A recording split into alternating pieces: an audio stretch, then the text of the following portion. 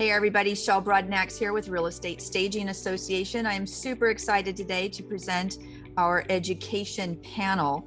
This is a first time event for everybody getting together, but first I want you to help me in the audience to check our technology. So if you could just type in that chat box, change it to so you can send your chat to everyone, and type in the chat box where you are from, because this is going to tell us that you can, one, see us, and number two, that you can hear us, and all the technology is working well. Great, we've got Woodbridge, Virginia, New Jersey, everybody's filing in. This is great. California, fantastic. All right, Ohio, Utah, Toronto. Okay, so now we're in two different countries. So I want to welcome everybody and do a little bit of housekeeping.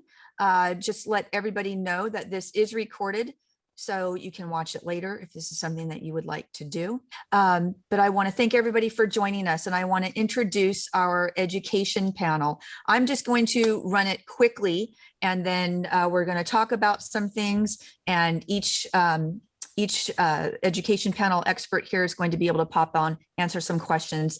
And throughout the entire event, if you have a question, go ahead and put it in the Q&A section of the Zoom box. So if you look on your Zoom box, you're going to see one that says chat. You'll see one that says Q&A. Do Q&A. That way my team can help manage and make sure that we get to everybody's questions and mark them off when we're done. So first we have Becky Harmon with, I'm going to try to remember everybody's name, Transformations, Home Staging and Redesign. Shauna Simon with Beyond the Staged Home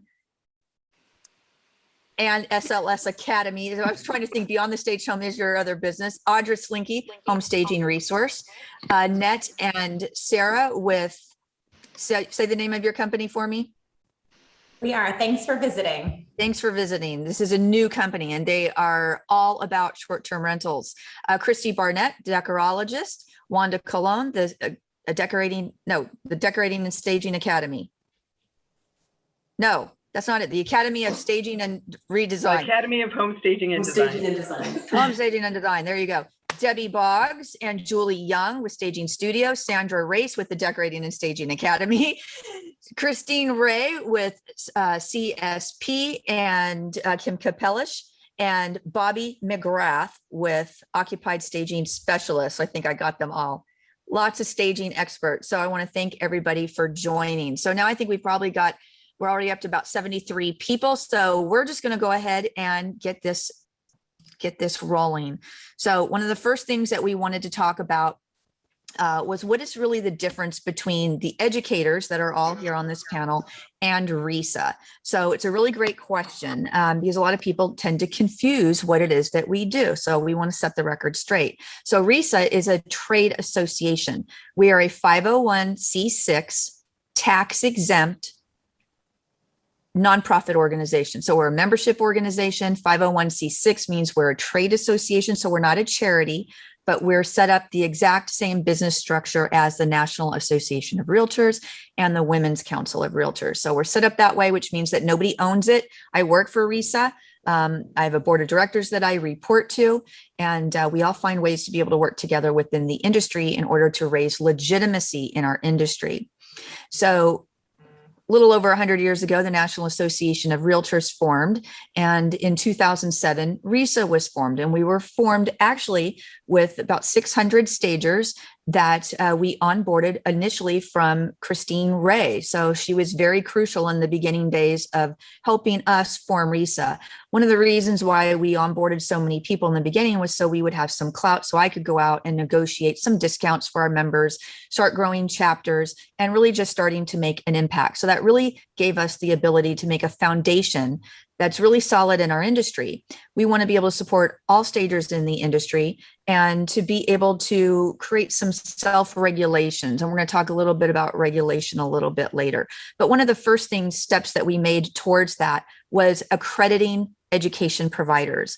Now, many, many years ago, if you've been around for a while, you may have heard of something called Haverhill, or Haverhill as we like to refer to them. They came on scene and they legitimately ripped off hundreds, if not thousands of people. My phone was ringing off the hook on a daily basis with people that were very upset. And we started to think, what is it that we could do to ensure that something like this didn't happen again in our industry. And we thought, well, dental schools, medical assisting schools, all types of schools receive accreditations from an independent third party. So I researched the industry heavily, and I followed the U.S. Department of Education guidelines for accrediting agencies and created the accreditation program.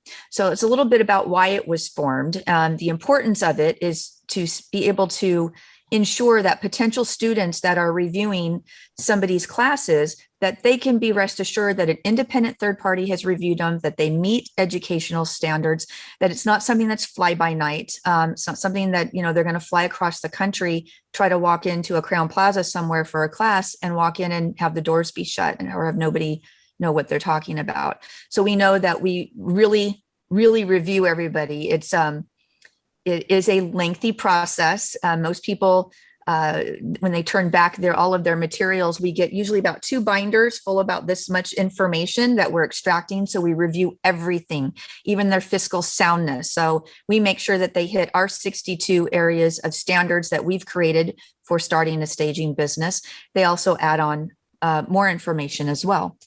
So why is this important? Number one, we don't want people to be ripped off in the industry. We're a neutral third party, and this is a way for everybody to be able to work together to create standards in the industry, which further legitimizes what it is that everybody's been doing for the last 20 years.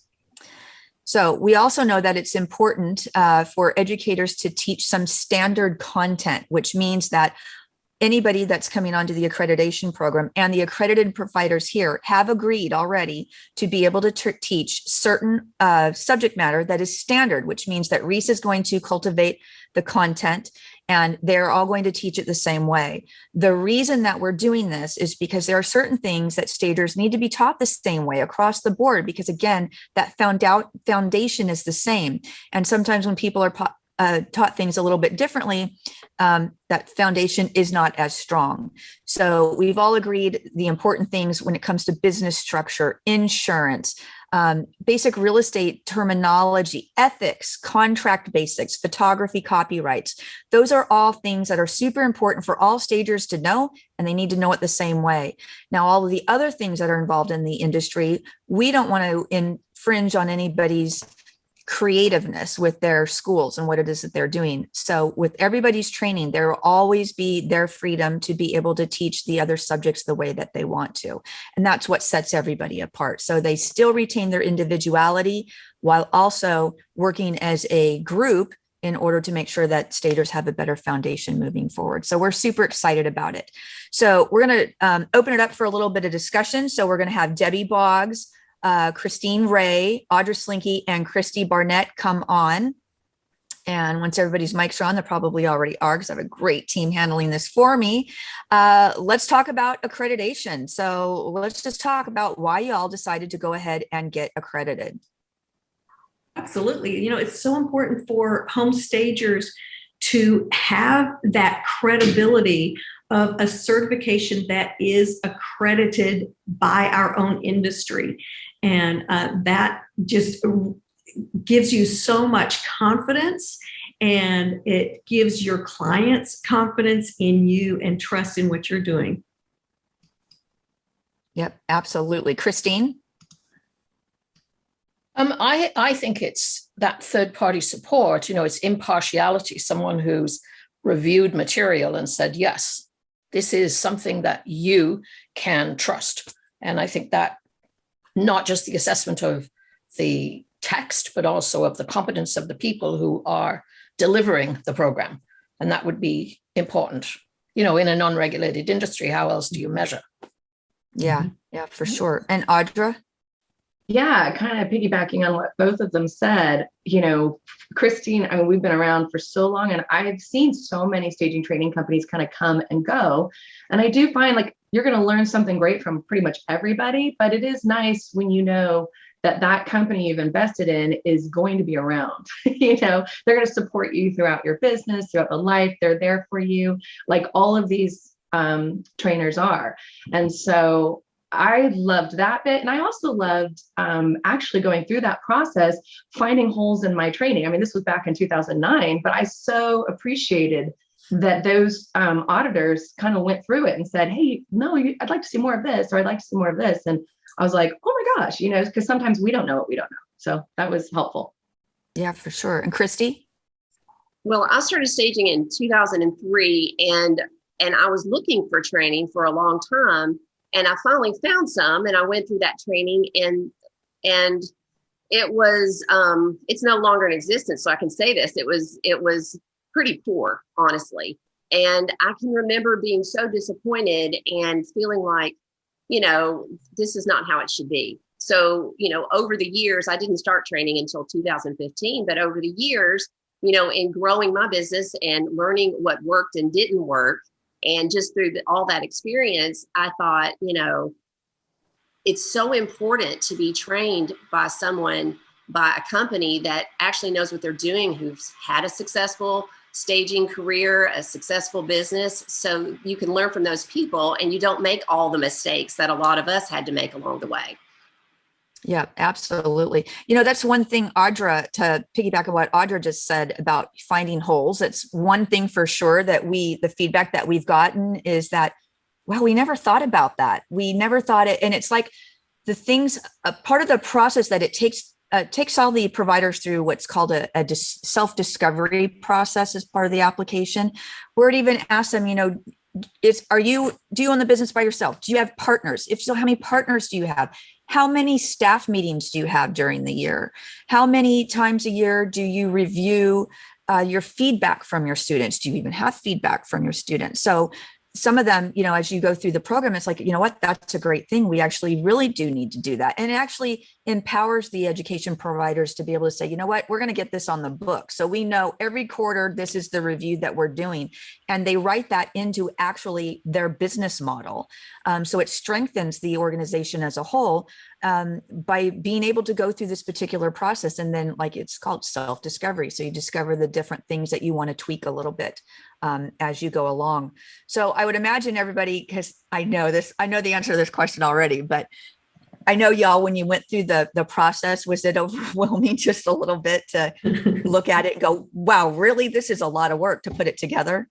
It was very thorough. I will say that. It was very, very thorough. We were really, our course and our business were really put under the magnifying glass, and really, I appreciated such a thorough job of checking us out, making sure that we were financially sound, that we were structurally sound, that our education was sound, that we were hitting all of those key points that needed to be covered. And so it really, you're right, it was great self-discovery. And Brent, it's really take a hard look and make sure that we had everything in there that is going to prepare you to be a professional stager and to start and grow your business. Yep, absolutely. Anybody else have any feedback on that part? Sure. Yeah, I did training for about 2 years before I decided to go and attempt accreditation, because for that very reason that I wanted to, I always want to learn and grow and become more professional. And if I'm encouraging my students to do that, I need to do that as well. And I really wanted to go through the accreditation process because I felt like it was time to see if I met that level of expectation, and like you guys said, making sure that I was hitting all the marks, and making sure that my training was up to that standard. So I think it's important for it to be rigorous, for sure. Yeah, for sure. It took a year to write, so I'm glad to hear it. That going through it does make a difference. So we did try to be really thorough with it, and it's a bit invasive. I mean, even for me, as you're writing, it's like, man, we're going to really ask these questions, and it's like, yeah, we need to really ask these questions. This was we don't want this to happen again to our industry, and have so many people be disappointed with the training. So I'm into it. So I appreciate y'all for going through it.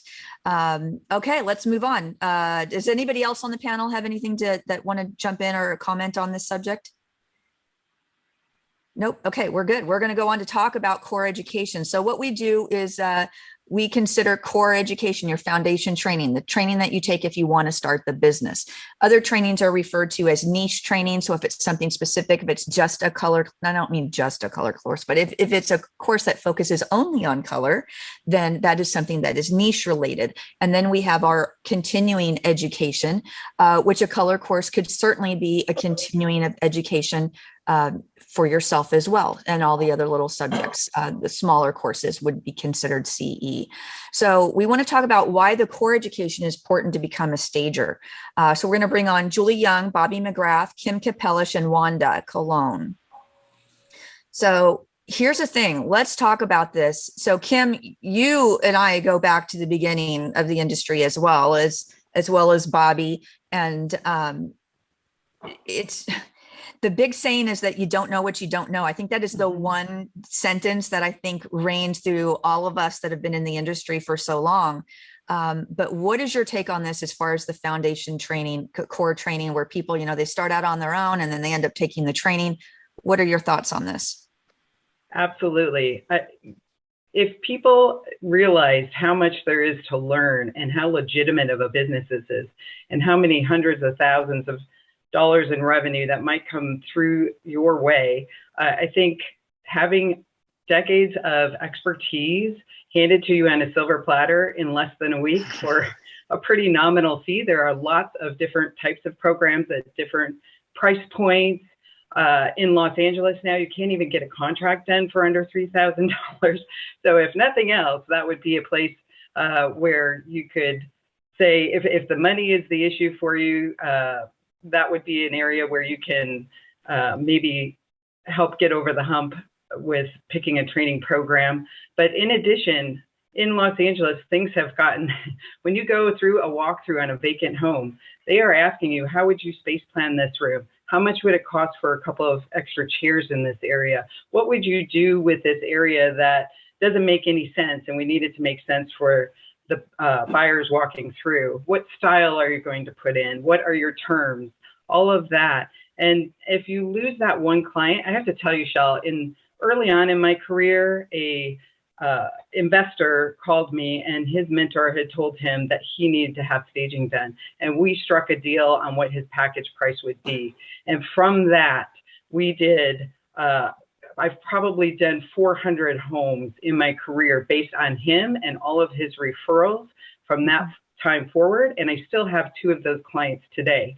So walking into a you may think, oh, it was just one job. It's never just one job. How costly is it to lose that chain of work that could come your way based off that one meeting and that one person's perception that you didn't have the experience or the knowledge to pull off the job? Yeah. It's Bobby, I know you're going to agree with that. You're shaking your head on this. So it's like, even when you're just first starting out, it's crucial, like him saying, don't make those mistakes up front, because that one person that hits your plate on your second week of business of launching could feed you for a very long time. It's true. And one of the things I like to say is that my definition of experienced is that you've made the mistakes, and I am a very experienced stager, right? And so one of the things I really looked at when I was in business, I poof, one day I woke up and I was a stager, okay?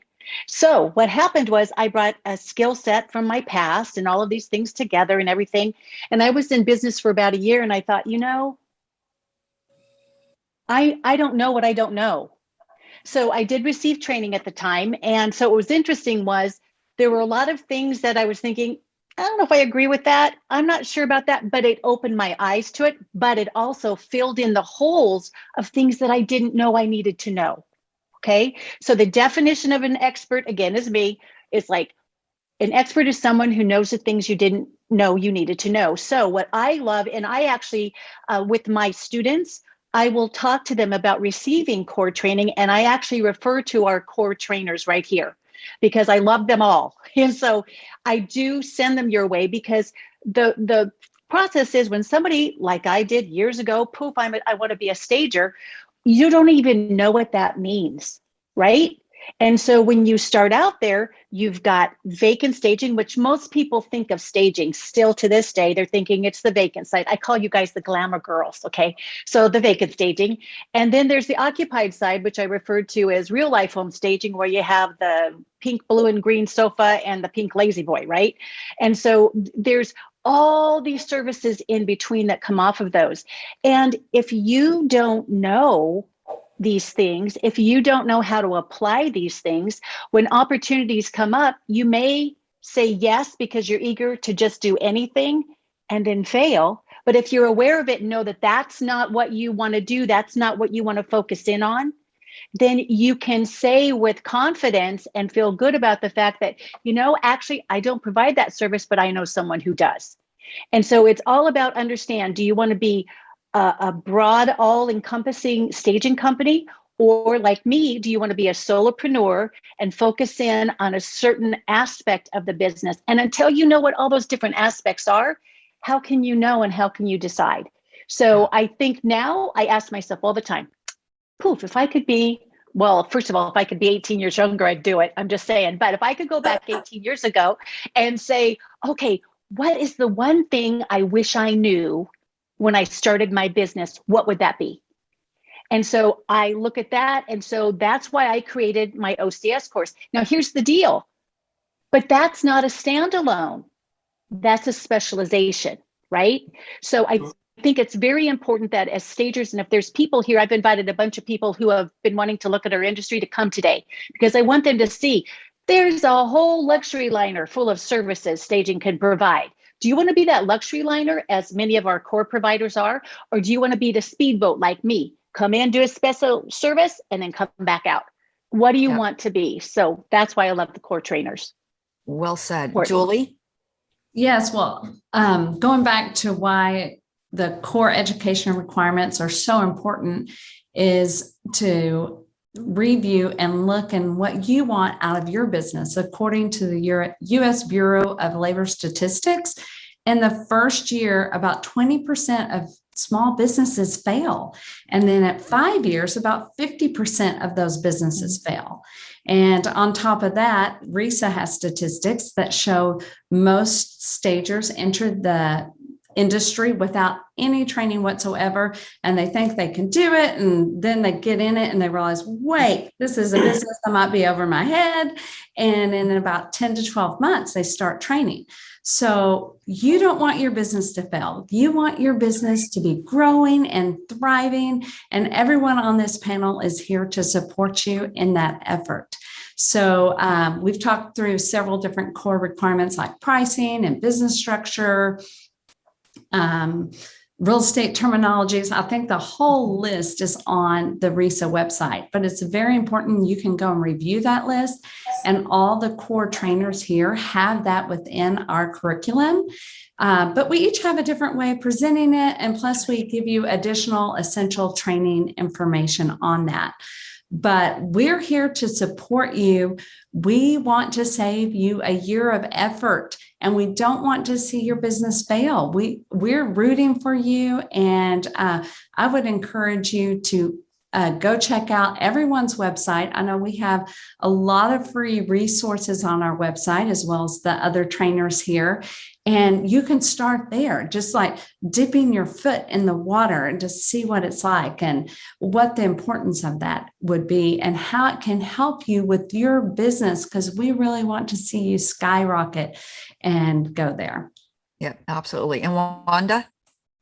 So I think the first thing I want to say is you're not alone. We've all started businesses. So that's key. Go to the people who are leaders in the industry, which we all are. We've actually have successful businesses. We've been in the industry, and here we're willing and open to share our knowledge so that you don't make those same mistakes that we made when we started our business. We always tell our students to present themselves as an expert. And so this is the beginnings of doing that, is creating that foundation for your business. And it's really not a huge commitment. We're not saying that you have to have a 4-year degree.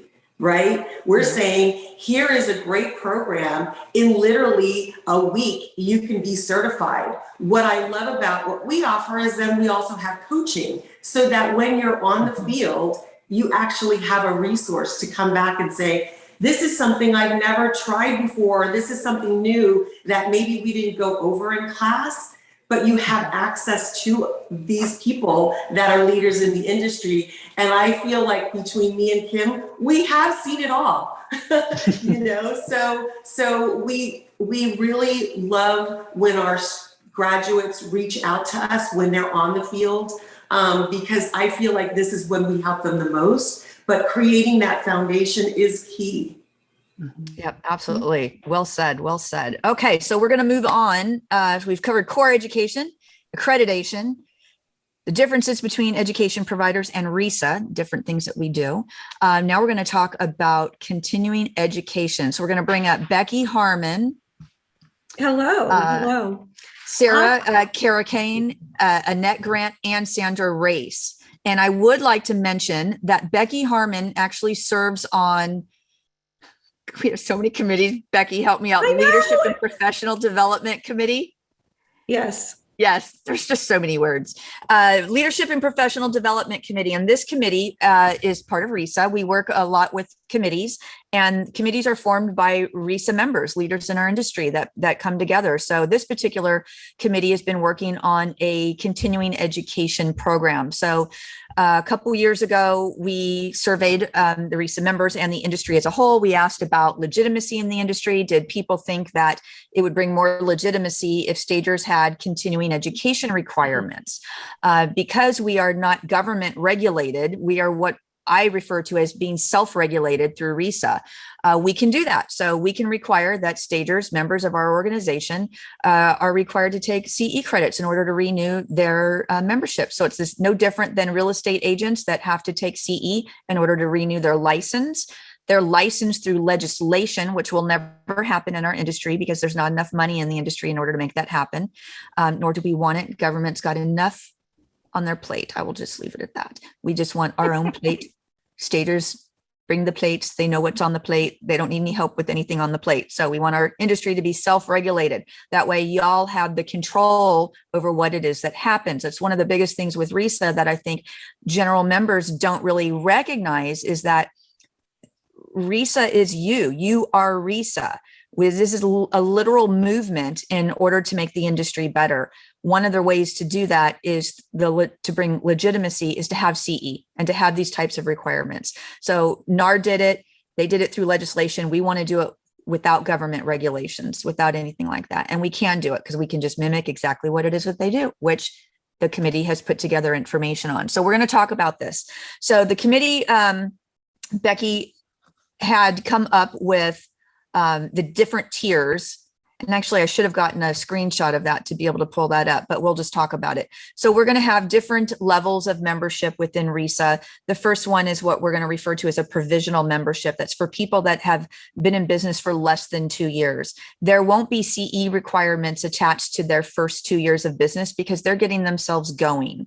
And so we're going to give them those 2 years, and they're going to move up to a general membership within RESA. And then with that general membership, after that is a RESA Pro level.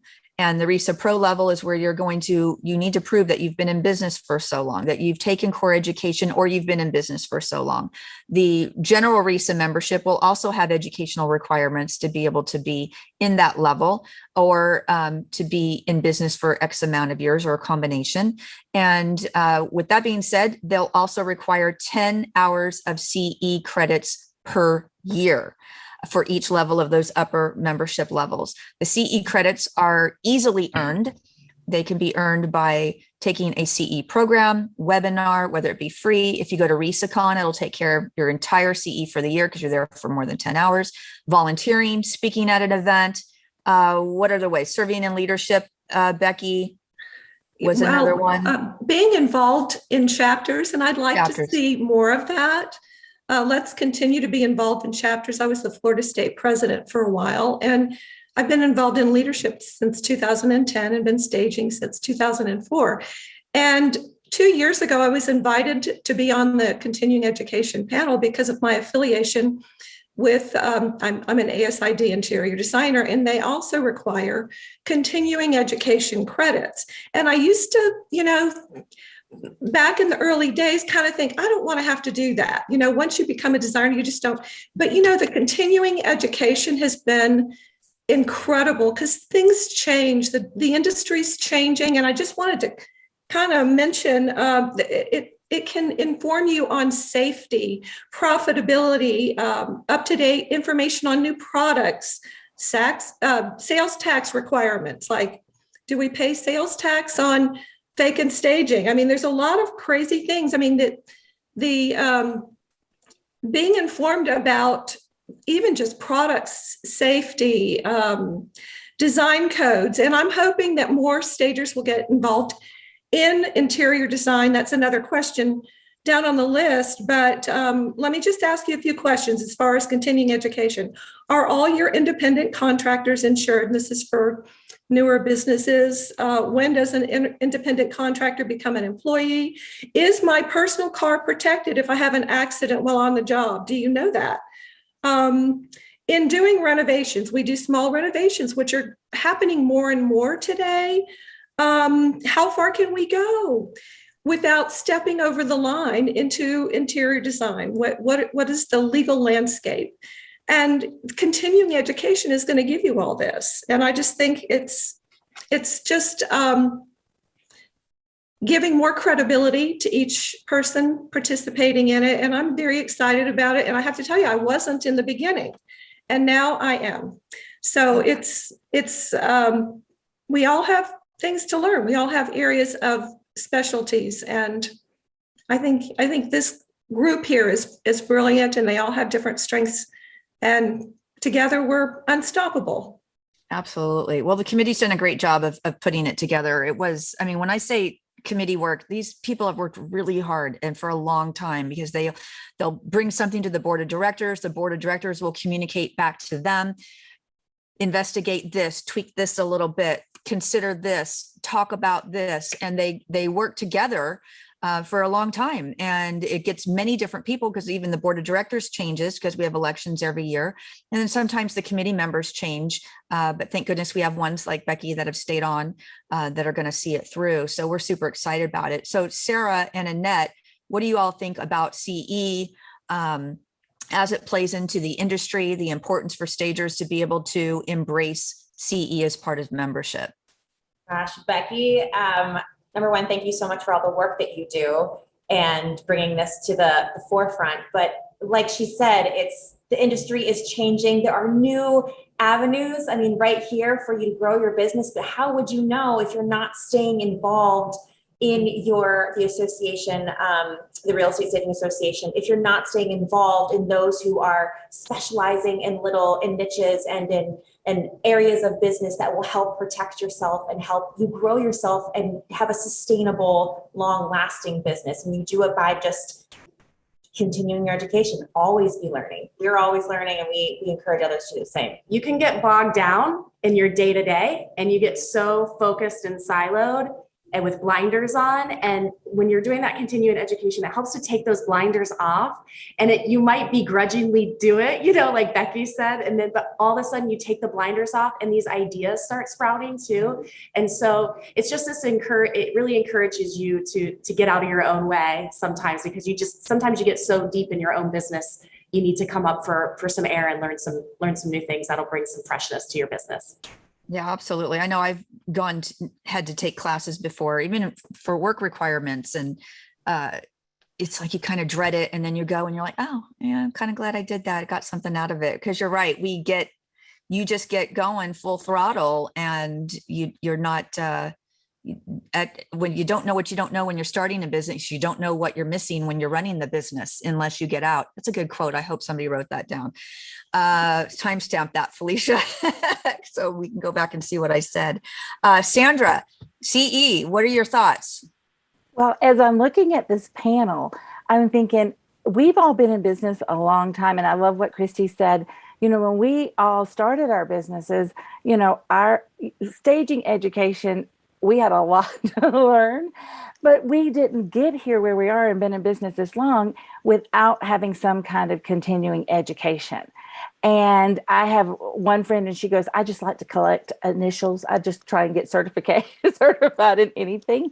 But what's great about CE credits is not only are we encouraged, and I love the fact that we're doing this at levels, we're encouraged to stay in touch, connect with other people, go to conferences. And it is not hard to do. I mean, just attending some webinars, and if you haven't been to a conference, and hopefully we'll get to start these live again, but whether they're virtually or live, you will see really quickly how you learn something. You learn from each other, you learn from your speakers. So I do love the fact that we get to show that you and we all have made that effort to stay current in our industry. We want to be the best that we can be. Yeah, we've got great core education and we've got these great niches along the way. But hey, to our clients, I have earned my CE credits. Oh, I just went to this awesome conference or attended something. So it just gives you credibility and the industry credibility for a simple amount of time. It's not like we're, asking you to spend 6 months doing something. So I really do believe in it, and education in general. But if you don't stay current, then you're not. So I appreciate, and I love Julie's stat too, because by encouraging everybody to have CE credits and earn those statistics, I think, are going to improve. We're not going to have that, I'm not in business anymore. Absolutely. Anybody else have any feedback on this subject? I was trying to find my mute button. It's funny because I know I'm overdue for a haircut, but when I do get my haircut, I don't want to go to a friend who kind of has a knack for it. I want to go to a stylist, a master stylist who is constantly getting their education, that are going to conferences and learning new techniques and know the latest trends and all of that. I want somebody who knows what they're doing and is continually being educated. And it should be the same for us in our industry.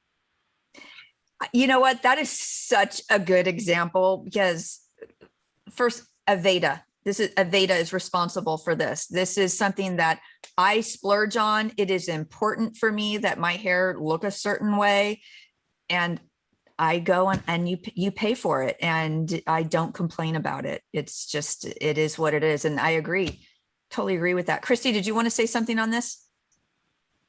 I'm just having trouble with the mic there. No, I was going to say probably just almost the same as what Debbie said.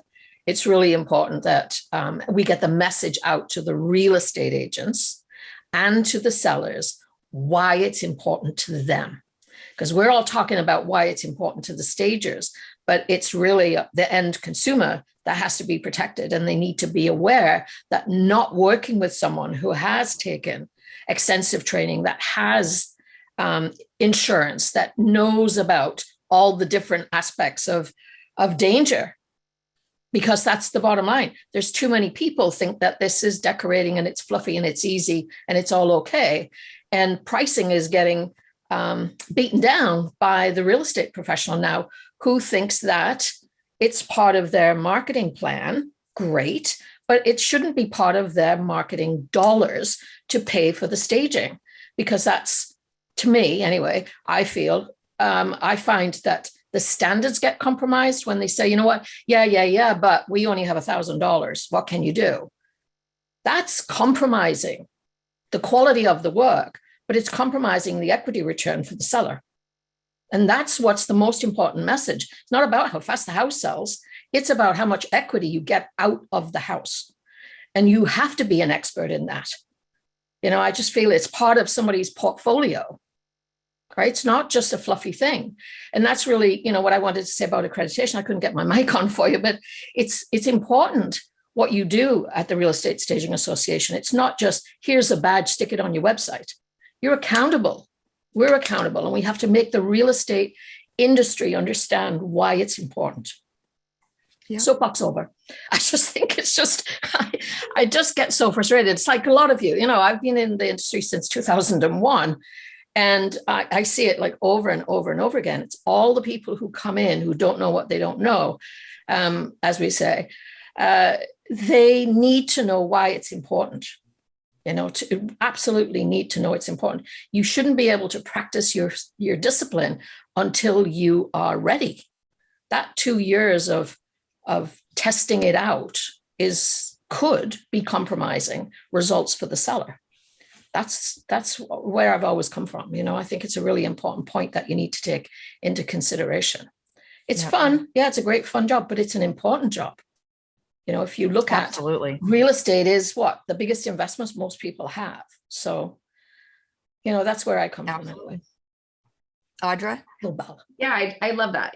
Christine is absolutely right. And just to add to that, I know there's like this idea that I'm just going to go with one trainer and that's it. But as someone who invests, every year I make a point in my budget, I invest like thousands of dollars in my craft. It's not just staging, but course creation, all that. I know every other trainer here has so much wisdom to give. So investing in yourself, investing in obviously the continuing education or another training provider, because we all have different ways of positioning, and even just listening to the way, Christine speaks versus Bobby, the verbiage, you're going to learn so much from everyone on this panel.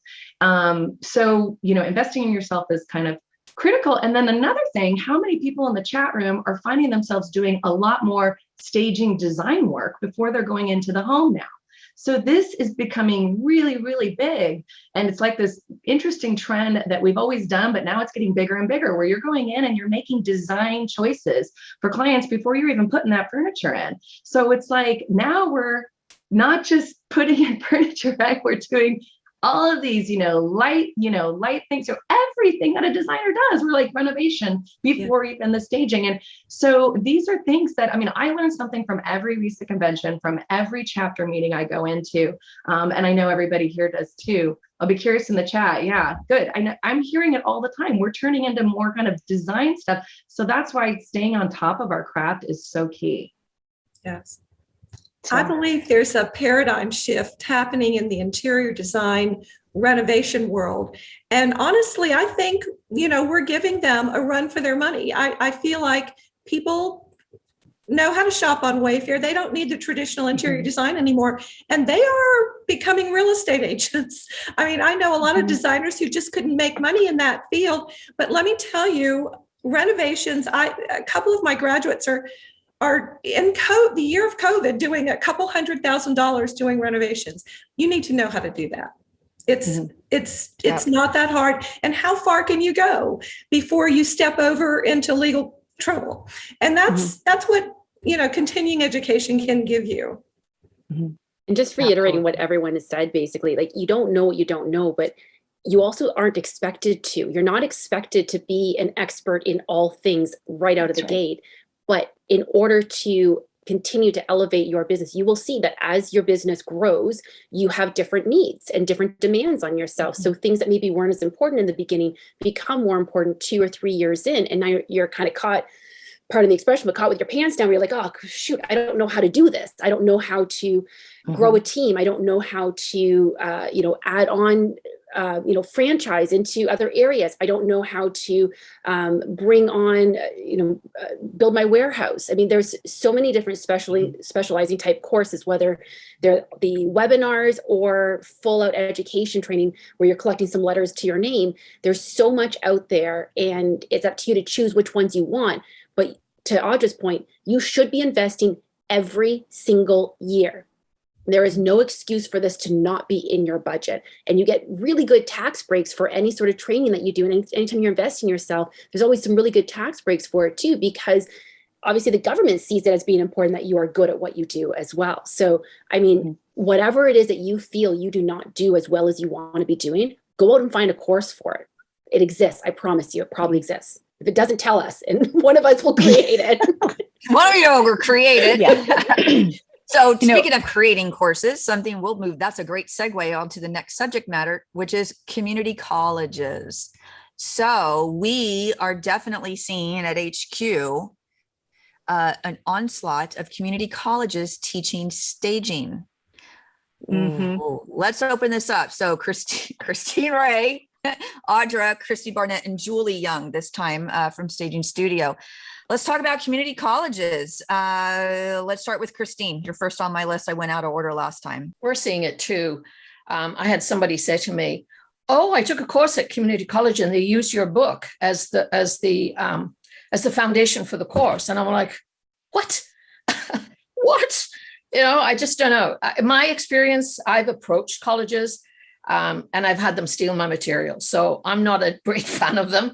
And I usually find people who come out of the courses just have had like a smattering of understanding, and they're not necessarily taught by somebody who really knows the whole enchilada. They're not taught how to do the business. They don't know what they don't know when they're teaching it. And that's usually been my experience. So, I mean, we've had our own program accredited through different colleges throughout the US.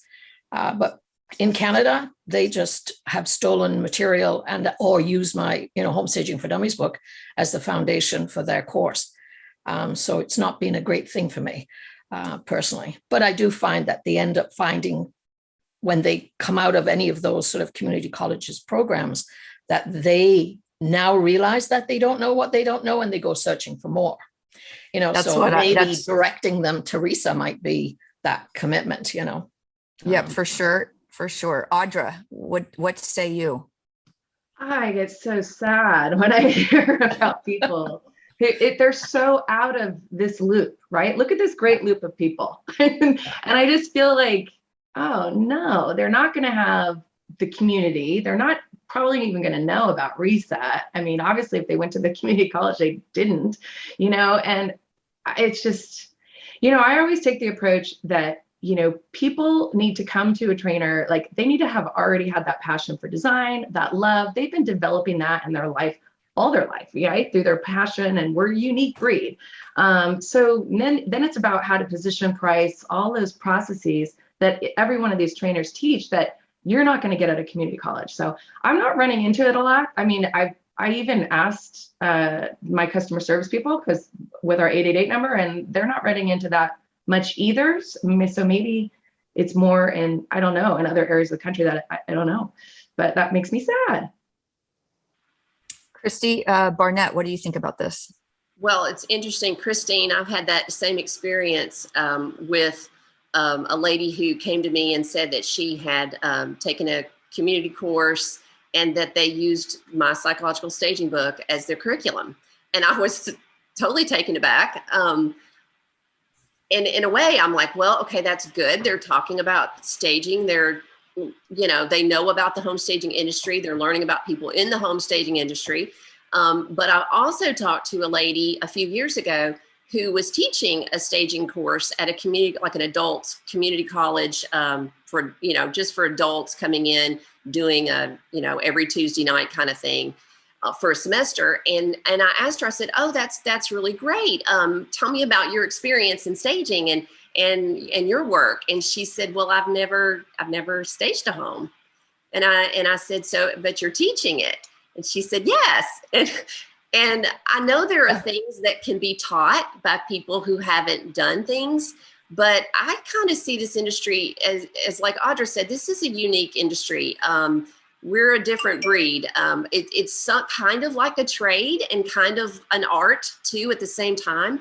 And if I'm going to learn to perfect a skill or a very specific kind of skill like home staging, and I want to learn from somebody who's actually done it, who's actually been successful at it, instead of somebody who's just teaching out of a book. And so, I don't know what to say about that. I don't know how, we encourage something different, but certainly I think, that's a whole different thing. That's like a very general overview of, I don't know. I can't imagine that it is anything like the training that those of us who provide training provide. That's very practical, very exactly how do you do this? What is the process? What are the steps? They're not doing that. It's not the same thing. It's also about pricing that they don't know. Yeah. They don't know about pricing. They don't know about industry standards. No. And they certainly don't provide after training support. So those people are, left scrambling. So yeah, it is another place you can go and educate, Shell. Yeah, I'm horrified to hear that your books, both of y'all's books have been, and a little jealous because nobody's done that to any of the books that I've written, but whatever. So what I was going to say about that is, just so you know, everybody, the ERISA accreditation process, we actually have in our application that asks, are you using anybody else's copyrighted materials to teach your materials? If so, we must have written permission from that person in order for you to do so. So that's just, wow, that's mind blowing. So I'm sorry that's happening. Julie, what do you think about this? Yes, well, we haven't run into it that often as well at Staging Studio, but I agree with what everyone has said. But there is some understanding, maybe if people are reaching out to community colleges and if they just don't know where to turn. So they're just trying to do what they know to do. So it's up to us to continue to raise the bar like we're doing here with this panel of discussion, and to create the core education requirements and the CE requirements. And as an industry, as we're spreading the word, I think that is going to help. So I understand why people went that way, because they just didn't know there's a better way. We're trying to help you guys out. And what everybody has said, yes, we've been in business for over 14 years running our own successful staging company. What are the systems and processes that we use? What are the best business practices? So we want people to get into staging, that it is a business. We want you to make money. We want you to be successful. Another thing that I looked up on educationdata.org to get, now this is not one course, but to get a 2-year community college education is approximately almost $7,500 and a 2-year commitment. Now, if they're taking just one little course, they're not going to be certified or have anything to really stand on. But if you're using one of these core providers that have been through the accreditation process and they are becoming certified, you're really going to stand head and shoulders above anybody else that's just gone to one little course at a community college. I think you might just get enough information for it to be dangerous for you. And It would take an entire semester. And most of our courses, I think, could be done in 2 weeks or less. And of course, a lot of them are available online, so you can watch them repeatedly to reinforce that. Another draw to community colleges might be that people are wanting that live hands-on experience. That's one of the reasons we just recently built our training center, so that we have a way to do live hands-on training with students who want to come and have that as a resource on top of online classes. So there's lots of different ways out there for people to become educated, but we really all recommend that you go through an accredited course by RISA. Yeah, absolutely. One thing is with the community colleges is that when they're being taught by people that are just teaching curriculum, is insight is not readable. They just can't, the insight from that person is going to be missing from that. So well said, everybody. Okay. So can I just real quick, Steve? Yeah, real quick, because we're running to the end of our time and I've got 5 more questions. Stephen Denny just said a great thing. He said, teachers teach principles, experts produce results, customers pay for results. I just thought that was good. Succinct. Oh, Steve Denny, show off. I'm going to steal that. You just watch. I'm going to use that 6 times in the next 2 weeks. That's brilliant. And I just wrap that up and say, with community colleges, the courses that I've looked at, they're all around $30 for 10 weeks. Oh yeah. Boy. I think it's going to be enough. Like everybody said, it's going to give them a snapshot view to be able to tell somebody, I'm either going to love this or I'm going to hate this career. So, and it definitely, and they do end up, getting in that we are finding people are coming to RISA. They'll know about the education providers here as well. Yeah. And we are seeing, even within our business, more of a marriage between staging and design. We are very heavily into design principles, and those design principles work in both areas of staging and design. But each one is kind of its own machine and it runs differently, even though they use the same principles. We even had, the president of the ASID chapter in New York come and take our masterclass, because she knew, even though she had interior design principles and, you know, has getting her interior design CE, that staging was a different lane. And kudos for her for being open. And, you know, we trained her and she's able to grow a successful staging business on top of that now. And that's the attitude that we each should all have, is to continue to be open to learning and growing and knowing all the principles of design. And then you can use it in whichever lane you want to work in. Absolutely. Well said. Okay. So next up, Wanda, Shauna Lynn, Sandra, and Kim Kapelish. Best advice, couple sentences, best advice for a young person who wants to start a staging business. Wanda, you're up first. Okay. The biggest advice I would have when you're first starting is don't buy inventory before you have a client. So very quickly. Well said. Sometimes our graduates, the first thing they want to do is go shopping. And we always say, wait until you have that first client, then you're actually buying inventory that is already starting to make money. Instead of buying inventory, stage your storage facility, right? So that's my— There you go. And I will add to that, when you do get that client and you go out, it's not likely that a kidney bean sofa is going to fit into all the decor that you're going to want to reuse that for. Yes. Just saying. SLS, what is your best advice? Treat your business like a business from day one. I don't care how much you love doing it. I don't care about all your passion. I don't care that you've been rearranging your furniture in your house since you were 3 years old. None of that matters when you're running a business. You got to treat your business like a business from the very first day. Aim for profitability. Create a strategic plan, create a business plan. I can't tell you how many stagers I coach that have never touched a business plan, and they're, 5-6 years in. Start with a plan. It creates a blueprint for your business. You can adjust it as you go. You can make changes and adjust as you learn more about what you want to do, but you got to have some sort of business plan from the beginning and treat yourself like a business. If you don't, no one else will. Excellent. Sandra Race. Okay, you girls took everything I was going to say, but but it's true. It's almost like we're following the agenda of this panel. Get that good core education, continue learning. I love what you said, Wanda. I sat beside a girl one day and she said, "Oh, I just bought $250,000 worth of inventory." I said, "Good for you. How many clients have you had?" Because she was new. She said, "Well, none yet." And I am like hyperventilating because I'm thinking, oh my gosh, no.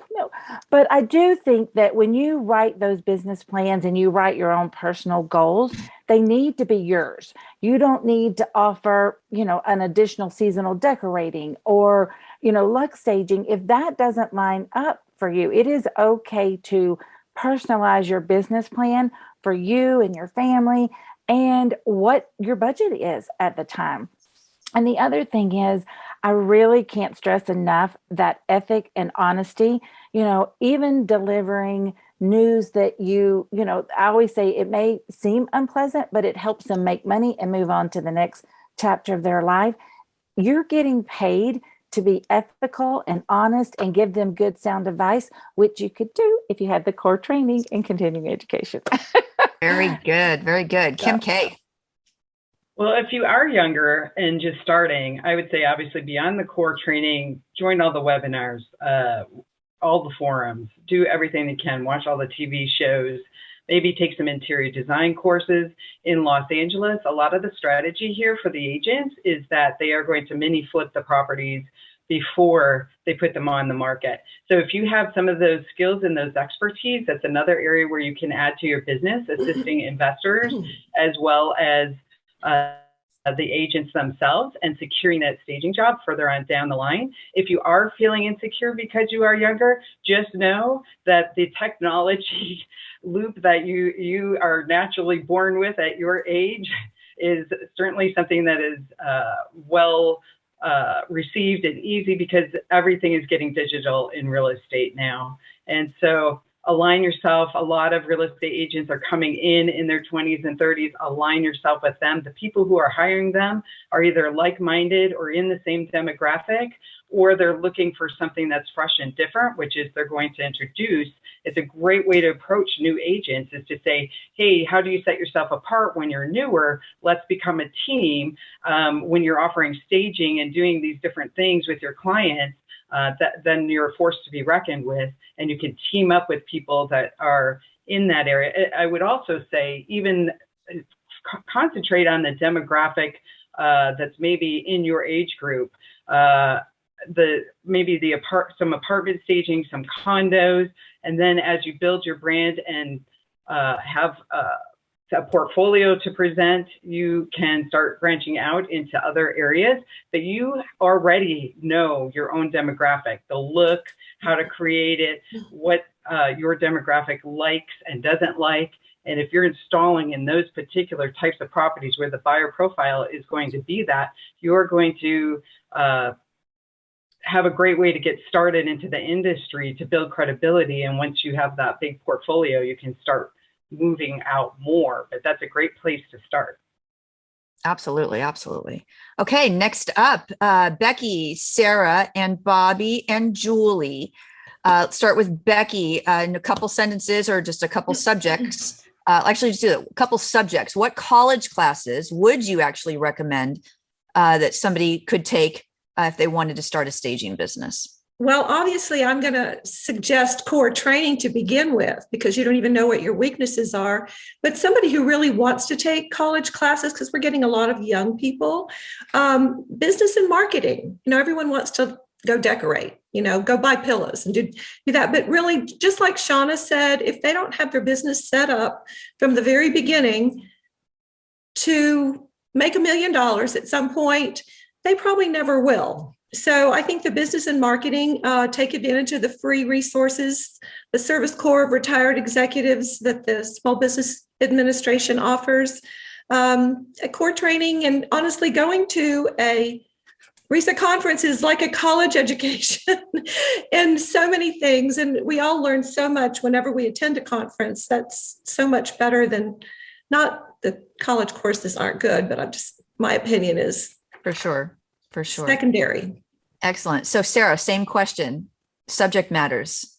Yeah, so I'm gonna say something that might be a little bit different, but I actually have, my first career was in the musical theater arts. So I was a performer. And so anything that would help you communicate better with potential clients, with your team as you grow, something that just helps you command a space is gonna help your business grow to new heights. So maybe take a theater class, or if we're gonna go rogue here and not talk about college classes, like a Toastmaster, something that will help you speak in public. And when you meet real estate agents, just be confident, look them in the eye, and be able to conduct a great conversation. Excellent. Toastmasters, great organization. Bobby? Oh my gosh, I'm going to go through the list. Okay, totally agree with you. I put down speaking, take a speaking class. This is community college, right? So broad overview, basic business, how to read a P&L, marketing overview, photography basics, real estate basics. And then if you're interested in working with investors, find out just basic construction ideas and that type of thing. Community colleges are great for just a kind of a broad overview. That way, when you're talking with them, you can use the nomenclature and they'll think you're happening, okay? And you will help create that niche for you if you're working with those folks. So totally agree with you about the whole theater stuff. Oh my God, we could talk. Yeah, for sure. And Julie, we'll wrap this one up with you. Okay, great. Well, I'm going to kind of depart a little bit. I agree with what everyone has said, and you can never get too much education, but I would totally focus in on the core staging education. I know most of or all of the training courses here are going to teach you business, marketing, all of that is within our courses. And the difference is, if you're learning from a community college or wherever you're going, you're going to be reading about a case study on widgets. I know this. Back in the day, I had my degree is in business. So that's what you learn. You learn through a lot of case studies when you're in college, but when you're going to be learning from one of the core accredited providers here, you're going to be learning about staging, exactly what you want to do. So how will that impact your business? And when you're learning about how to run inventory, logistics, how to load a truck, how the rules of design, marketing, how to use hashtags, all of these things, and how it will apply to your specific business in this industry. You don't care about a widget business. You don't care how a widget business runs. You want to know how to run the business of staging. And that is just going to continue to elevate our industry. Absolutely. I will add on a couple to this. I agree with everything that everybody said. Scaling profitability 101. I think Bobby might have said reading a P&L. Somebody said reading a P&L. It's just really important to understand your books and your statistics with your own business so you can use data to make your decisions. That's what I will add to that one. Okay, let's talk about self-regulation versus government regulation. So government regulation or lobbied legislation, should I say, like the National Association of Realtors, what they do is they lobby to be able to get bills, laws put on the books to be able to regulate their particular industry. So what that has done is created a situation where if you want to sell real estate, you have to go and you have to take a class and then you have to pass an exam that's on a state by state basis with different questions for different states and all of that. So when I say that staging, it's not likely that we're ever going to become legislatively regulated. That's because, we have several thousand people that are in the industry that actually belong to trade associations. We only see probably less than 1,000 people interacting really online in our little community. And sure, there's lots of other people that probably we don't know about that are out there. But the bottom line is until there's one big organization that's going to be able to take in millions and millions and millions and millions of dollars, and I mean millions of dollars every year in order to pay lobbyists to get those things done, it's not likely it's going to happen, especially when we're charging dues that are like $1.90 a year, $250 a year. There's just not enough people in the industry. There's not enough money in the industry. And quite frankly, there's not enough interest, I would think, in our industry in order to warrant that. So the opposite side, to be able to accomplish the same things, are to be able to have CE requirements and self-regulate with what we are doing. And self-regulation is really just about unity. It's community. So it's people with a common interest who are unified, community. So that's what we're working on here with this particular CE program. So with the new CE program, we're hoping to launch it in 2022. It's a big undertaking. Let me tell you, we've had committees, like we said, already working for 2 years. Now we've got to get the back end of the systems built and all that. So we hope to be able to launch in 2022.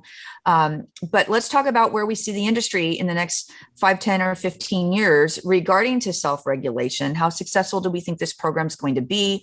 How do we, get it going, get people to buy into it, all that great stuff. So first up is Christine Ray. Yep, you're on. Yeah, I was going to say, I do feel that we need to get across the message. I mean, from our school, we've always been self-regulated because RESA didn't exist when I started our training. And what I tell students is we are a non-regulated industry operating in a regulated industry of real estate. We're not in the decorating business. We are in the real estate business, and we operate in the regulated realm of real estate. And we need to care. We need to care. Individually as stagers, we need to care about that. So I think like you, I don't think that we'll ever be regulated because there just aren't enough of us. Ever. And it has to matter to the real estate agents what you're doing through the Real Estate Staging Association and requiring our own regulation. We're doing it, and it has to matter to them. I'll just go back to what I said before. That's really the key message, is to get the real estate agents to care enough to make that different choice, from doing it themselves or using just the cheap stager. Like we say, cheap staging isn't good and good staging isn't cheap. And, it's the same with education, right? It's the same with education. You want a $30 course, or you want to really learn how to do the business from people who've done the business. So well said. Audra? Yeah, I want to be a little different. I've always loved that this industry is kind of the Wild West of design. I love the idea that someone can be like, God, I've been doing this. I'm the person for friends and family. You know, I hear about staging. How do I get into this? And I kind of love that. And that's how I started my staging business in 2005. And a lot of people know, you know, my sister kind of runs that business now in Santa Cruz.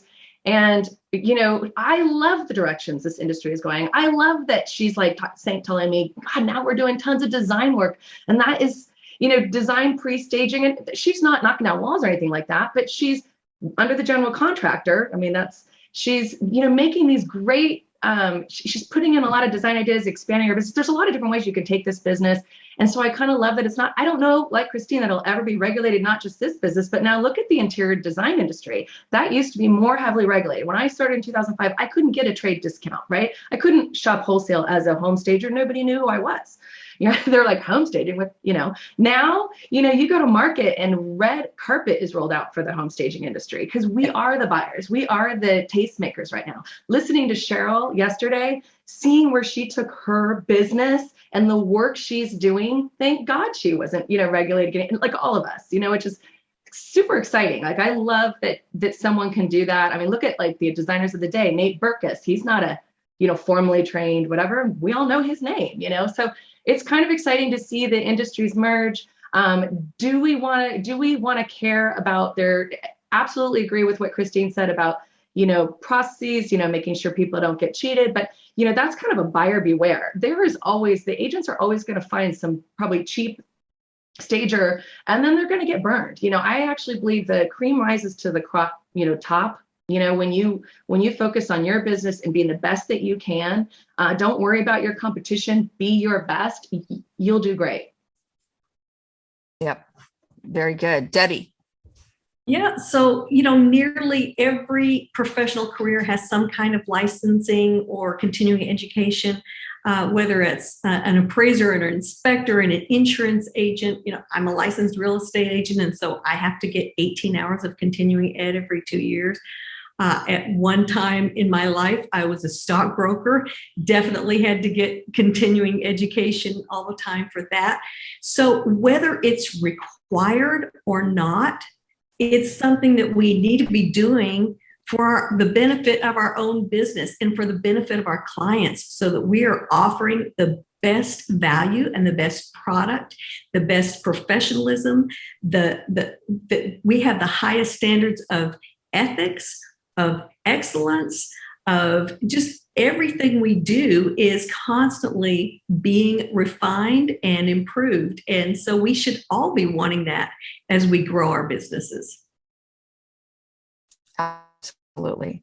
All righty. So we're going to talk about, is there a big threat to our industry, if any? I know a lot of people were very threatened by the virtual staging and everybody panicked. And I'm like, it's all right. We're good.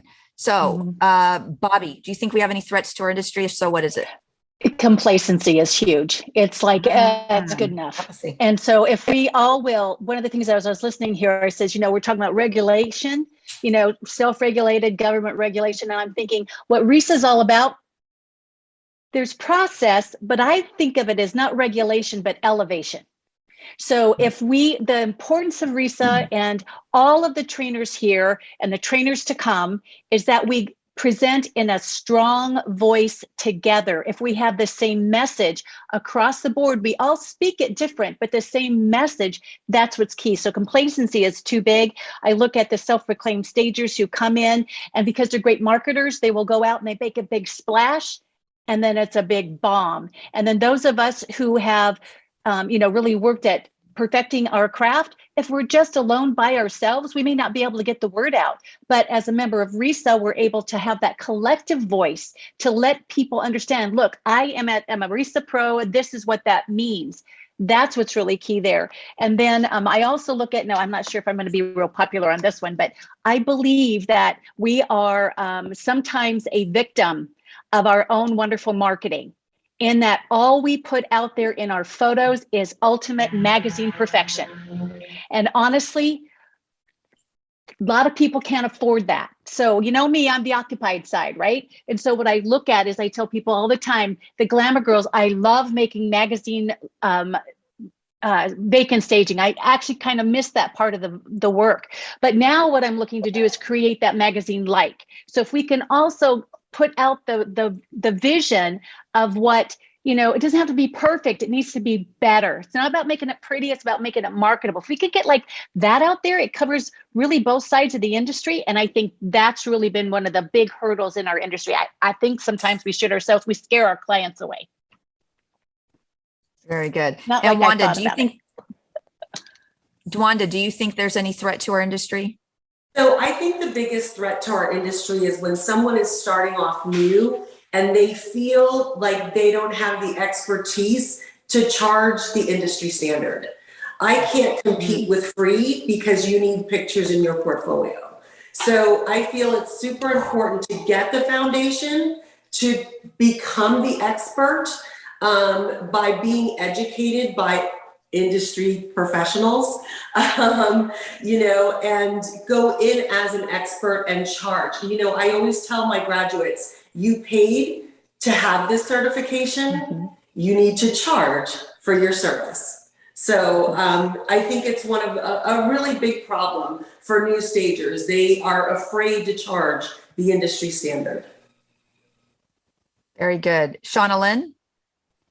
Sort of an extension to what they've said and also kind of what I said earlier, I think that the biggest threat to us is not even just new stagers that are not charging enough, but stagers who are not, again, learning what they don't know and feeling as though if they go around a house and they fluff a couple of pillows and they bring a sofa and a chair into a room that really demands double that they're doing a service to the clients, even though they haven't got any training, they don't understand the principles of home staging. They're trying to make a house look pretty using basic IKEA furniture in a house that's being listed for multi-million dollars. You know, they're bringing down the name of all of the rest of us stagers that have invested tens of thousands of dollars in training, in inventory, in elevating the whole profession. And as soon as you have those stagers, and yes, I know that they're going to be out of business at some point, but it doesn't mean they haven't made their mark. I mean, one of the biggest challenges that we face as a staging business, not so much as a training provider, but as a staging business, one of the biggest things that we hear from agents is, well, I hired a stager once,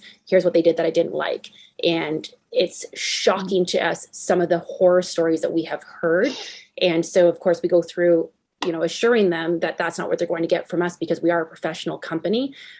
But just because your friend's sister's cousin's brother, girlfriend happens to be really good at shopping at the home goods store doesn't mean that they're able to help you to market your house for sale. And that brings down our industry every single time one of those people pops up. Absolutely. Sarah and Annette, do you have anything to add to this? I mean, these women have kind of said it all, but I do agree that we could be our own worst enemy if we just, as a collective, don't continue our education, staying on top of trends and technology as they change, getting out there, speaking up to your colleagues, to the new businesses in town. Like if we're always against the new ladies, the new guys, then how will we get them into RESA and into up-leveling our industry as a whole? So just knocking our own worst enemy as an industry. Yeah. So I think this is kind of really nicely leading into the last two questions, and even the very first question that we have waiting for us that I can't wait to get to. Lori Murphy's asked an excellent question. But biggest opportunity, let's get through these really quickly so we can narrow it down to the juicy parts here. Annette, what do you think biggest opportunity in our industry? I mean, Sarah and I are going to agree on this one. We think staging short-term rentals, vacation homes, people are doing home studios for influencers.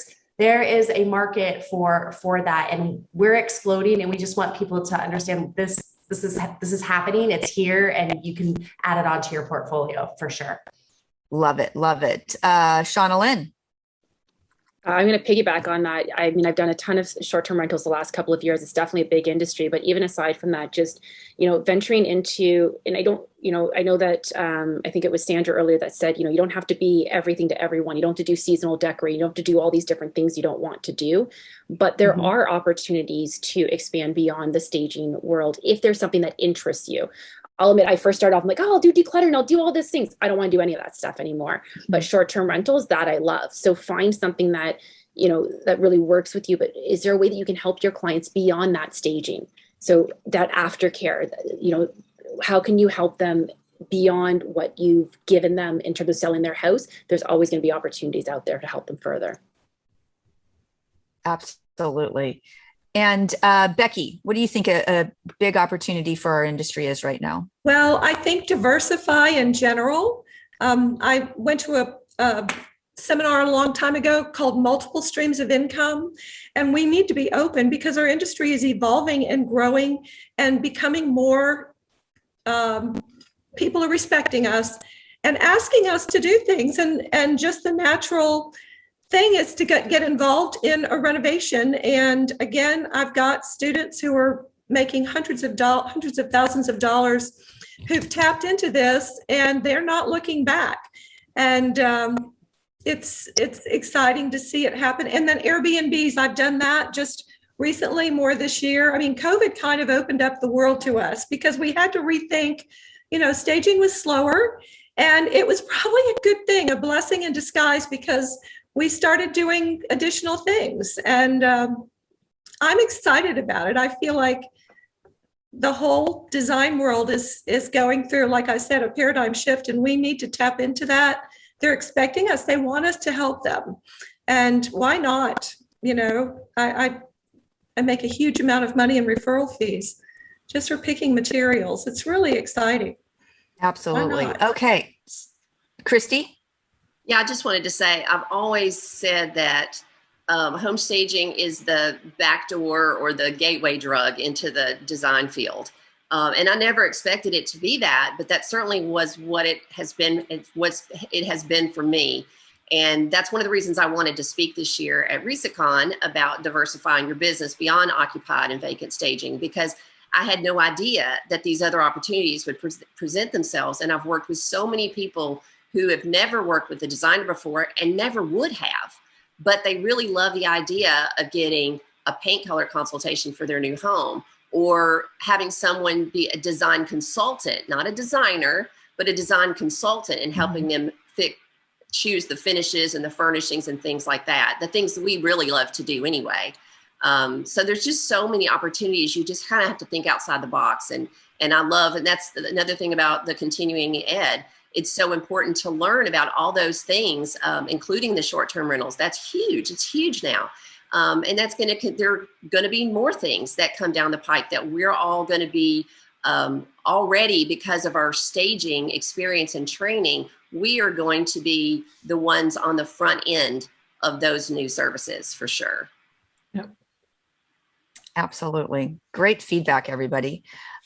So right now, last question, then we're going to start doing questions from the audience. This all kind of rolls into each other. So we've talked about education, core education, CE. Let's talk a little bit about, we started talking about self-regulation, self-elevation. I like that, Christine Ray. So RISA, like I mentioned before, we're structured like NAR. One of the things, the questions that we're always posing is how to get more people on board with the overall mission of what it is that we're doing. And again, we're creating legitimacy by creating a CE program for stagers to have to reach CE credits. That elevates our industry. It elevates the profession of a stager, because then they're going to be viewed upon like real estate agents. They get that. That speaks their language because they have CE requirements. On the designer side, you have ASID. They have their CE requirements. So this further just cements that you are a legitimate professional resource for the real estate industry. So one of the things that we always need in our industry is we do need more leaders. So, with the industry, you got a third coming into the industry, a third staying in the industry, a third leaving the industry. Well, the same thing with leaders. You don't, we want new people to come into the industry. We want to encourage new people to be able to get involved. So since RISA, when you dedicate your time to RISA, if you volunteer, whether you're serving on a committee or you're serving with a local chapter in a leadership role on a board of directors, what you're doing is you're actually dedicating your time to grow the industry.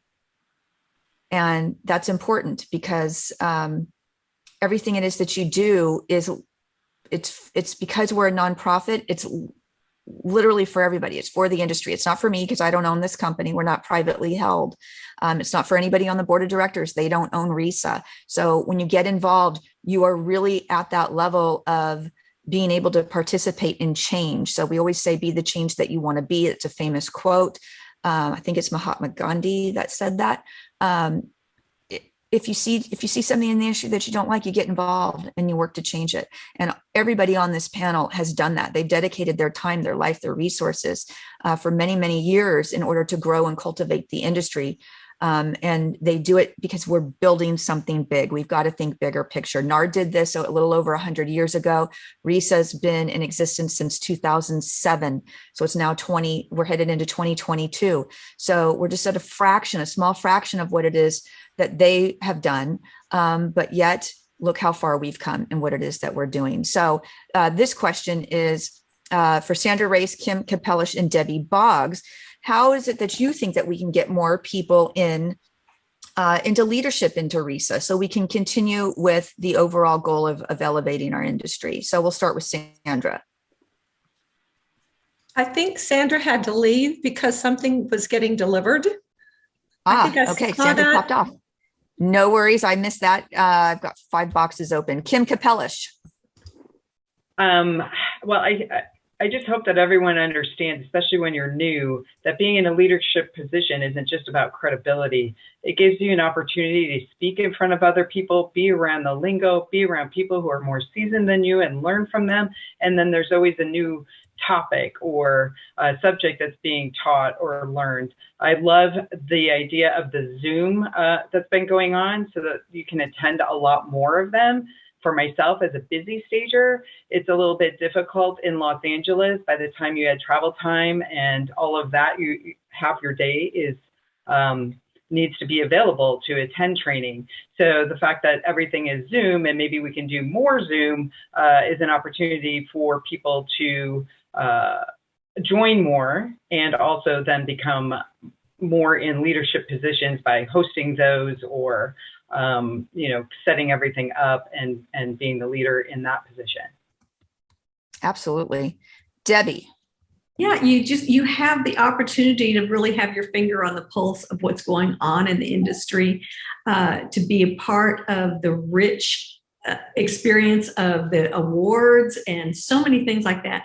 There is such strength in our collective voice. Hi, Shauna's cat. That Logan. So yeah, when we come together in unity, there's so much strength and power that we have together. One great example is one of the huge benefits of RISA, the RISA buying group. If you guys don't know about that, you need to find out about it because it is a huge benefit, a big undertaking that your leadership has really worked hard to make that come about for you, getting the best possible pricing on inventory. So that's just one of the great benefits of being part of RISA and being part of the leadership there. So I thank you so much to all of you leaders and to RISA for all of those benefits that you provide for us. Oh, thank you. Thank you. If I can add one thing, sorry, yeah, just sure. really quickly on that, because I don't think anyone touched on it, but I would just like to say we need to stop also thinking of RISA as them. When it comes to getting involved in leadership, that is us. RISA is us, every single member, every leader. It's not just about the leaders, and stop thinking that someone else is going to make something happen for the industry. We are the industry. Every one of us. So we need to stop thinking of RISA as an entity outside of us. If you are a member of RISA, you are RISA. Well said. Well said. That is very true. And you guys get to just decide the direction of what it is that we're doing, because we're membership run in the sense that we have HQ. So you have paid staff that carries out the wishes of the members and the board of directors. So we have had several people that are on this call already that have been on the board of directors. Shauna Lynn, Audra, Christine Ray, Bobby McGrath. Bobby's currently serving on the board of directors. They meet, just so everybody knows, they meet once a month. They have a minimum of a 2-hour meeting a month. Usually we get it through in about 2 hours, unless there's something really pressing. And they have a strategic plan meeting every year. So they all get together, form a strategic plan. What are the goals of the organization? What do we want to work on? And then it's up to my team to be able to make those things happen. So get involved. You got an idea, float it up the ladder. Somebody in leadership can always get it back up. You can go straight to a board of directors. You can go straight to an HQ member. But we want your ideas. We want to make the association stronger, and we want more people to be able to be involved. So this is a nice segue over. First question we have is, with CE education being a component of a member of RISA, shouldn't it start with being a certified stager to be a member? And I'm going to take this and I'm going to say, absolutely not. Absolutely not. Here's why. They're going to do it anyway. They're going to do it anyway. And if we don't let them in, they're never going to know what they're missing out on. They're never going to know how much they're damaging their own business, let alone the industry on their local level. So what we do is, you want to manage them up or you manage them out. So within a 2-year time period, that should be sufficient amount of time for somebody to be able to establish themselves as a staging business, to get to that point where they've got their wheels going. And then after that 2-year mark, that's when you want to start doing CE. Now, we're sure in the first 2 years, they're going to take their core foundation training. They will probably take other CE courses as well, but we're not going to make it a component of something in our membership system that makes them prove what it is that they've done. We know that they're doing it, but it's not going to be something that to prove it to renew your membership until you go to the general membership level. If they don't become part of RISA and we have that barrier of entrance into the industry, then they tend just to flutter around on their own. And again, they don't know what they don't know. They don't have the resources. They won't have anybody to help them. So we want to manage them in. Once they're in, they're going to say, hey, we're rocking, we're doing it. And once they're in, if they say, you know what, this is not what I thought it was all, I had no idea that I had to move this 6-foot sofa by myself. And I couldn't wiggle my nose like Samantha Stevens and make it all happen. And then they'll quietly exit the industry. But the hope is get them in and be able to manage them up.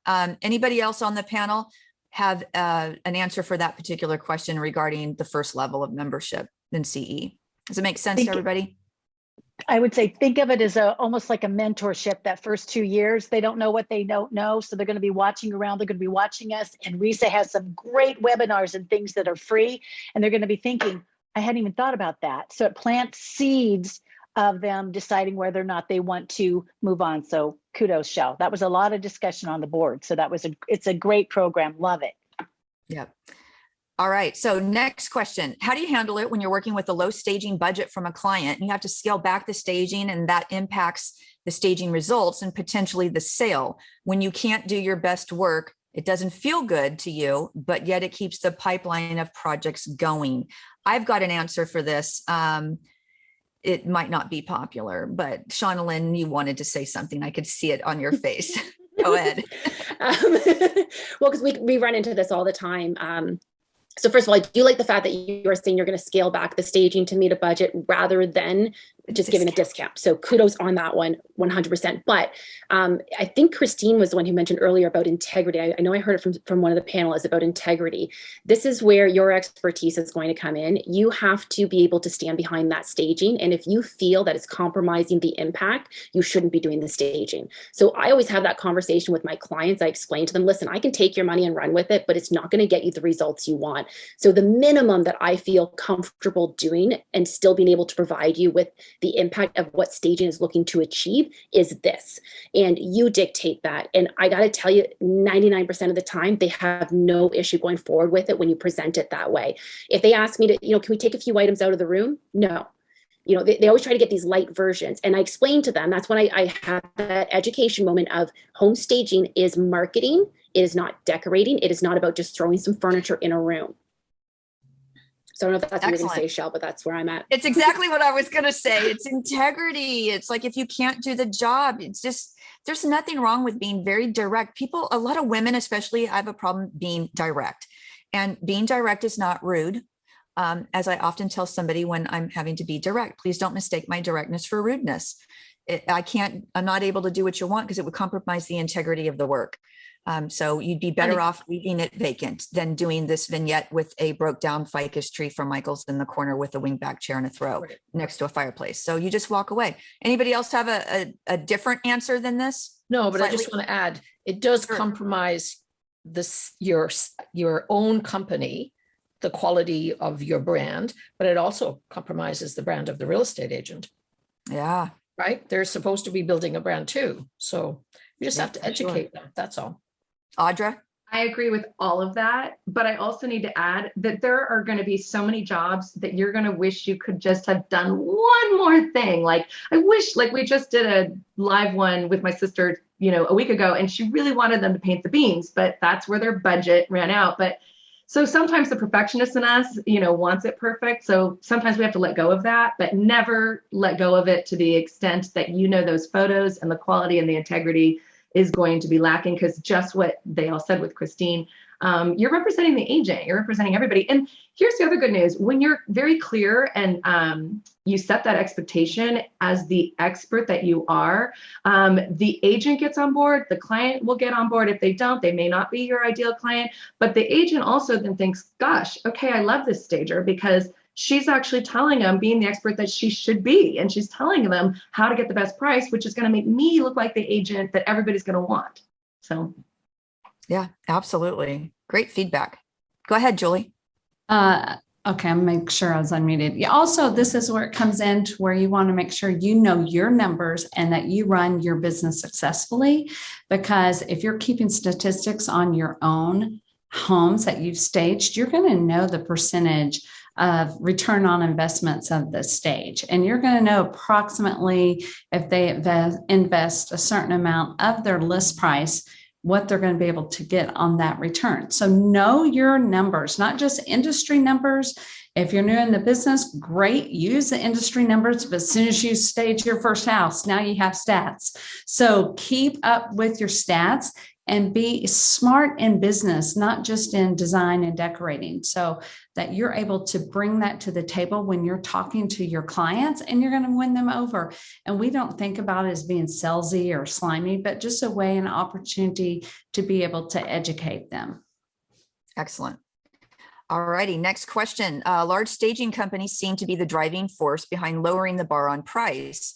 They have other streams of income that they can offer staging way below industry standards. What are some suggestions for staying in business when that's happening in your local level? So first, I've never heard that the established larger companies are doing it.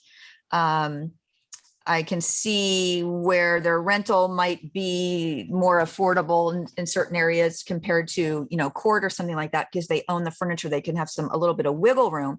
But in general, I think the common message here is that you don't compete on price, you compete on quality. So you have to find what sets yourself apart for this. Who wants to take a stab at this question? Bobby, Bronco Bobby. You bet. So specialization. This is a time when you do have the larger companies. I actually have one really, really good large company. I don't compete with them. That's never been my goal. My goal has been to figure out what is it, that one area that I'm good at. So when I was doing vacants, what I did was I actually specialized in historic homes, because the antiques and things that work for those homes, because they're like the 1700s and things, those larger companies, they didn't want to have that because it took up space for them that they could be churning out more current models. So, and then there's also, just finding out mid-century modern, that's a big thing happening there. So if you happen to have that kind of inventory, specialize in that area. It's very important that you know your trends. Find out what's missing in your area. The whole reason I closed down my vacant division in order to focus in on the occupied side was everybody was doing vacant staging. And I stood back and I was like, looking at my numbers, looking at what's happening around me. And I thought, you know what? I make some great money on the occupied side and my overhead is lower and I don't have to deal with employees.